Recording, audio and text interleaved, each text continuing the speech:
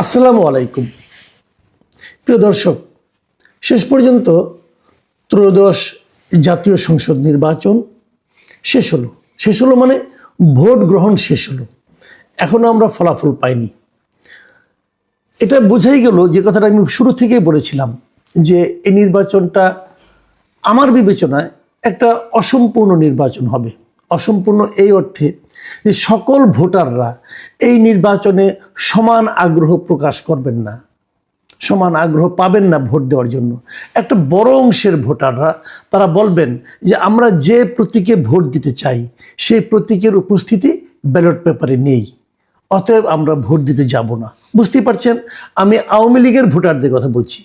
এদেশে এখনো বিপুল সংখ্যক লোক আছেন যারা নাকি নৌকা মার্কা প্রতীকে ভোট দিতে চান। তারা হয়তো শেখ হাসিনার শাসনকে খারাপ মনে করেন, তারা হয়তো আওয়ামী লীগের বিগত সরকারগুলির কর্মকাণ্ড, গণতন্ত্রের প্রতি তাদের যে অশ্রদ্ধা, নির্বাচন ব্যবস্থাকে যে ধ্বংস করে দেওয়া, এই সমস্ত বিষয়ে তাদেরও আপত্তি আছে। তারাও এই জন্য শেখ হাসিনা সরকারের সমালোচনাও করেন। কিন্তু তার মানে এই না তারা ব্যালট পেপারে নৌকার অনুপস্থিতিকে হাসি মুখে মেনে নেন। তারা নেন না। তারা ব্যালট পেপারে নৌকা প্রতীকটা দেখতে চান।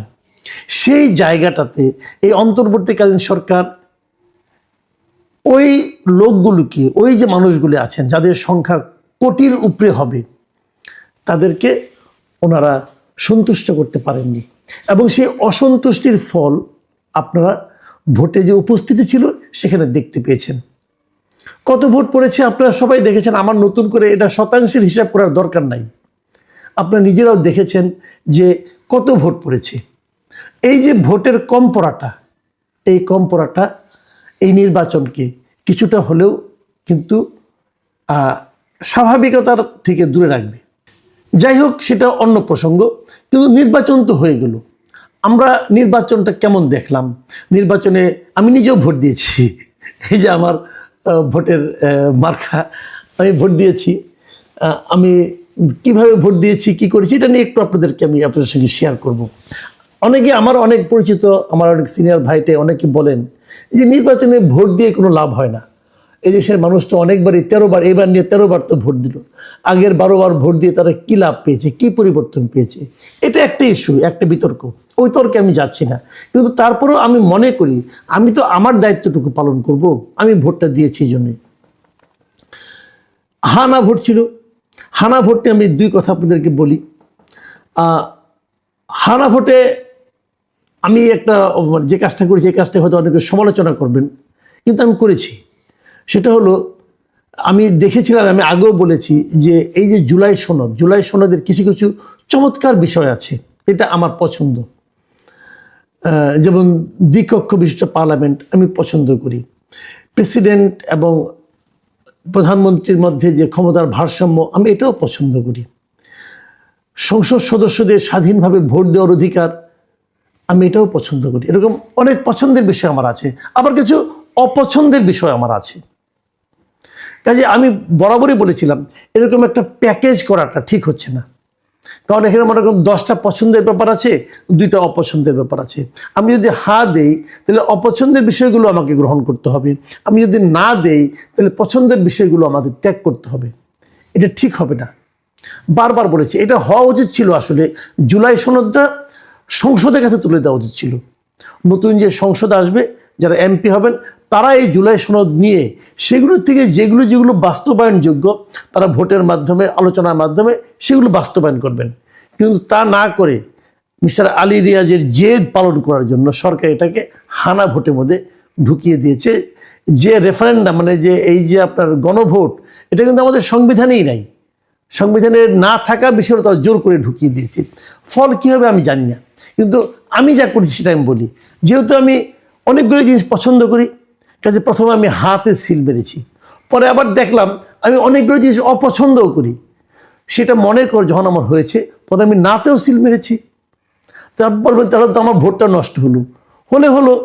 ওনারা তো ভোটটাকে নষ্টই করতে চেয়েছেন। ওনারা যে কাজটা করেছেন ওটা তো নষ্ট করার কাজই করেছেন তারা। তো আমি এটাই করেছি। এটা যদি আমার অপরাধ হয়ে থাকে, এই জন্য আমি শাস্তি গ্রহণ করতে রাজি আছি, কিন্তু আমি এটাই করেছি। যা হোক, ভোট দিয়ে এসেছি আমরা। এখন আমাদের প্রথম অপেক্ষাটা কি? ভোটের রেজাল্ট কবে হবে? আমার দেখা মতে এর আগে সমস্ত ভোটের রেজাল্ট কিন্তু ওই দিনই হয়ে যেত। আমি অনেকগুলি ভোট দেখেছি, কিন্তু যেদিন ইলেকশন শেষ হয় সেদিনই রেজাল্ট হয়ে যায়। আমার ধারণা ছিল এটা আরও আগে করা সম্ভব, রেজাল্ট অন্যান্য নির্বাচনের চেয়ে তুলনামূলকভাবে অনেক আগে এই রেজাল্ট দেওয়া সম্ভব, কারণ এই নির্বাচনে ভোটার কম ছিল। যেহেতু ভোটার কম ছিল, ভোটার বেশি থাকলে কি হয়, ওই নির্ধারিত সময় মনে করেন 4টা, তারপরে ওই বাউন্ডারির ভেতরে যত লোক থাকবে তাদেরও সমস্ত ভোট নেওয়ার পর গুনতে হবে।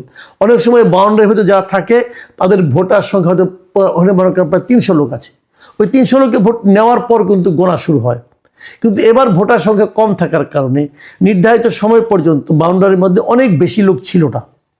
কাজেই আমি মনে করি এবারে ভোটটা রাত্র 12টা 1টার মধ্যে দিয়ে দেওয়া সম্ভব ছিল রেজাল্টটা। কিন্তু সরকারের পক্ষ থেকে এবং নির্বাচন কমিশনের পক্ষ থেকে আমি বলবো, তারা আগেই ঘোষণা করেছে ফল দেবে আগামীকালকে, মানে সম্পূর্ণ পূর্ণাঙ্গ ফল। আজকে দেখলাম যে আপনার একজন নির্বাচন কমিশনার তিনি বললেনই যে পূর্ণাঙ্গ ফল তারা প্রকাশ করবেন আগামীকালকে সকাল 10টার মধ্যে। এখন কালকে সকালের মধ্যে উনি ইসি সানাউল্লাহ যিনি আছেন উনি বলেছেন যে শুক্রবার সকালের মধ্যে বেশিরভাগ আসনের ফল প্রকাশ হবে। এই বিলম্বটা কেন? এই বিলম্বটা নিয়ে আমার কিছু প্রশ্ন আছে, কিছু সন্দেহ আছে। এটা হওয়ার দরকার ছিল না। আমি মনে করি সন্ধ্যা থেকে মানে রাত্র 8টা 9টা থেকে ফল প্রকাশ শুরু করে যতক্ষণ চলে, যদি 2-1টা কেন্দ্র বাকি থাকে সেটা নয় কালকে সকালে প্রকাশ করা যাবে, বাট প্রকাশ ফলগুলো আসতে থাকবে। আমরা বরাবর তাই দেখেছি, আমি নিজে অনেক নির্বাচন কভার করেছি, আমি বরাবর তাই দেখেছি। কিন্তু আগে থেকে যে বলে দেওয়া যে কালকে সকালে ফল প্রকাশ করব, এমনটি আমি কখনো দেখিনি, এবারই দেখলাম। এবং এটা কিন্তু সন্দেহ তৈরি করবে মানুষের মধ্যে। এবং অনেক জায়গায় হবে কি, মনে করেন একটা কেন্দ্র আছে, সেখানে যারা পোলিং এজেন্ট আছেন তারা তো একটা ফল পেয়ে যাবেন, এগুলো যোগ করে কিন্তু প্রত্যেকটা আসনের ফলাফল তারা কিন্তু বেসরকারিভাবে পেয়ে যাবেন। তো পেয়ে গেলে পর তারপরে যদি বিলম্ব হয় তাহলে তাদের মধ্যে কিন্তু একটা সন্দেহ তৈরি হবে, মানুষের মধ্যে একটা অবিশ্বাস তৈরি হবে। এটা কেন? এটা হওয়া উচিত নয়। কিন্তু সেটা তারা করছে, নির্বাচন কমিশন কেন করছে আমি জানি না। তারা হয়তো এটা বুঝাবেন জনগণকে, বিভিন্ন প্রশ্নের উত্তর তারা দেবেন। কিন্তু যে জিনিসটা হবে, যারা নাকি প্রত্যাশিত ফল না পাবে, মানে যে পক্ষ মনে করে যে তারা জিতবে কিন্তু ফল তাদের বিপক্ষে গেল, তারা কিন্তু একটা হাঙ্গামা করার চেষ্টা করতে পারে। এই ব্যাপারে সরকারকে আমি মনে করি এবং নির্বাচন কমিশনকে সতর্ক থাকতে হবে। আমি এই নির্বাচনের সবচেয়ে খারাপ দিকটার কথা বলে আমি আমার বক্তব্য শুনি। নির্বাচন কিন্তু মোটের উপর ভালোই হয়েছে, কিন্তু কিছু খুবই খারাপ দিক ছিল, সেগুলি বলে আমি আমার বক্তব্য শেষ করব। সেটা হলো সন্ধ্যা রাতের ভোট।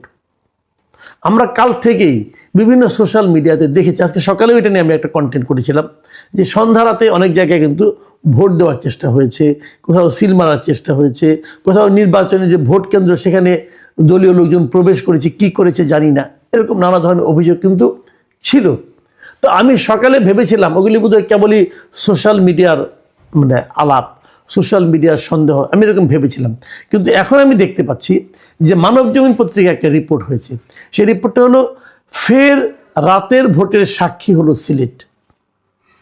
মানে রাতে যে ভোট হয়, যেটা নাকি 2018-তে হয়েছিল, সেরকম একটা ভোটের সাক্ষী সিলেট হলো। এবং সিলেট 1 আসনের একজন প্রার্থীর কথা বলা হয়েছে, খন্দকার আব্দুল মুক্তাদির। উনিও 2018 সালে রাতের ভোট দেখেছেন ওনার এলাকায়, এবারও উনি দেখেছেন। 2018-তে উনি ফেরাতে পারেননি, এবার হয়তো উনি ফেরাতে পেরেছেন।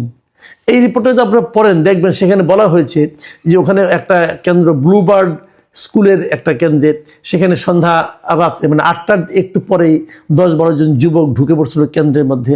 ঢুকার পর তারা সেখানে যে কিছু একটা করেছে, পরে এক পর্যায়ে সবাই যখন প্রতিবাদী জনতা ভিড় জমিয়েছে তখন তারা দৌড়ে পালিয়েছে। পার্থক্য এটুকুই, আওয়ামী লীগ আমল হলে পালাতো না, কিন্তু এ বলে পালিয়েছে। এখন এই যে পালিয়েছে, তার ভেতরে যাওয়ার পরে ওখানকার প্রিজাইডিং অফিসারের সঙ্গে আলাপ করেছে ওনারা লোকজন, তারা বলেছেন হ্যাঁ 3 জন লোক এসেছিল এবং তারা নিজেদেরকে ইলেকশন অবজারভার হিসেবে পরিচয় দিয়েছে এবং কিছু ঘটনা ঘটেছে এখানে। এই ঘটনাগুলি কেন ঘটতে পারলো? এবং এই ধরনের ঘটনা আমি আরও কিছু ছবি ভিডিও সকালে পেয়েছি এবং দেখেছি, আপনারাও নিশ্চয়ই দেখেছেন। এই বিষয়গুলো আসলে খুবই অনাকাঙ্ক্ষিত। এমনি বড় কোনো প্রতিদ্বন্দ্বিতা আওয়ামী লীগ তো নেই নির্বাচনে, বিএনপি এবং জামাত মোটামুটি তো একই ঘরানার রাজনৈতিক দল। তারা একসঙ্গে পরস্পরের মিত্র ছিল, পরস্পরে একসঙ্গে সরকার গঠন করেছে। এত যারা মিত্র, তাদের মধ্যে এই ঘটনাগুলো ঘটবে কেন? এবং যে কেন্দ্রের কথা বলা হচ্ছে ওটা নাকি জামাত অধ্যুষিত এলাকা, এবং যে লোকগুলি গিয়েছিল তারাও নাকি জামাতের লোক। সেটা বোঝা গেল এই কারণে যে আজকে সকালে ওখানে কিন্তু জামাতে যিনি প্রার্থী ছিলেন মিস্টার হাবিবুর রহমান, উনি এখানে গিয়েছিলেন এবং উনি ওই লোকদের মানে আপনার দাবি করেছেন, মুক্তি দাবি করেছেন। তিনি বলেছেন তারা নাকি তাদের কার্ড আনতে রাতে ওখানে গিয়েছিল।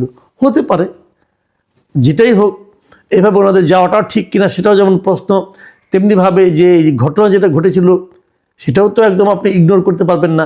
এ ধরনের ঘটনা তো আরও অনেক জায়গায় ঘটেছে, এবং সেই জায়গাগুলো থেকে কার্ড আনতে গিয়েছিল কিনা আমরা এগুলো জানি না। কিছু কিছু বিচ্ছিন্ন অভিযোগ ছিল, এবং সেই অভিযোগগুলো আমলে নেওয়া হয়েছে কিনা সেটা বলতে পারবো না, কিন্তু সেই অভিযোগগুলো কিন্তু মানুষের মধ্যে নানা ধরনের সন্দেহ সৃষ্টি করবে। যেমন একে দেখলাম যে তাসনিম যারা, ঢাকা ৯ আসনের প্রার্থী, তিনি অভিযোগ করেছেন তার পোলিং এজেন্টদের নাকি কেন্দ্র থেকে বের করে দেওয়া হয়েছিল। অনেক জায়গায় ছোটোখাটো সংঘর্ষ হয়েছে, কিন্তু সব মিলিয়ে মোটের ওপর নির্বাচনটা ভালো হয়েছে। ভালো হয়েছে মানে ভোট দানটা ভালো হয়েছে। ভোটার উপস্থিতি কম ছিল, এটা একটা খারাপ দিক। সন্ধ্যা রাতের ভোট, এটাও একটা খারাপ দিক।